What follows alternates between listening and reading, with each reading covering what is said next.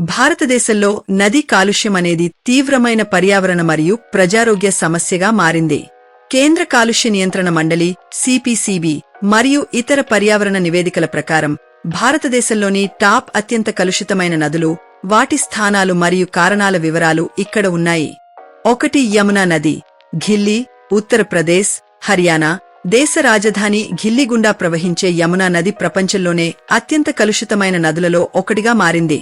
కాలుష్యానికి కారణం: ఘిల్లీలోని దాదాపు 18 ప్రధాన డ్రైనేజీల ద్వారా వేలాది మిలియన్ లీటర్ల శుద్ధి చేయని మురుగునీరు మరియు పారిశ్రామిక వ్యర్థాలు నేరుగా నదిలో కలవడం వల్ల దీని నీరు పూర్తిగా విషపూరితంగా మారింది.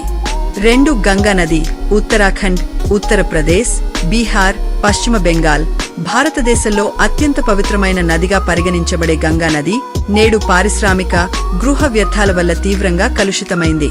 కాలుష్యానికి కారణం: కాన్పూర్, వారణాసి వంటి పారిశ్రామిక నగరాల నుండి వచ్చే రసాయనాలు, తోళ్ల పరిశ్రమల, టానరీస్, వ్యర్థాలు, ప్లాస్టిక్ కాలుష్యం దీనిని ప్రమాదకర స్థాయికి చేర్చాయి.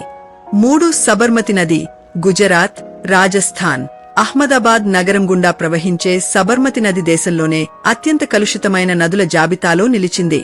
కాలుష్యానికి కారణం: టెక్స్టైల్, వస్త్ర మిల్లులు మరియు ఇతర కర్మాగారాల నుండి విడుదలయ్యే విషపూరిత రసాయనాలను శుద్ధి చేయకుండా నదిలోకి వదలడం వల్ల దీని నీరు మురికికూపంగా మారింది.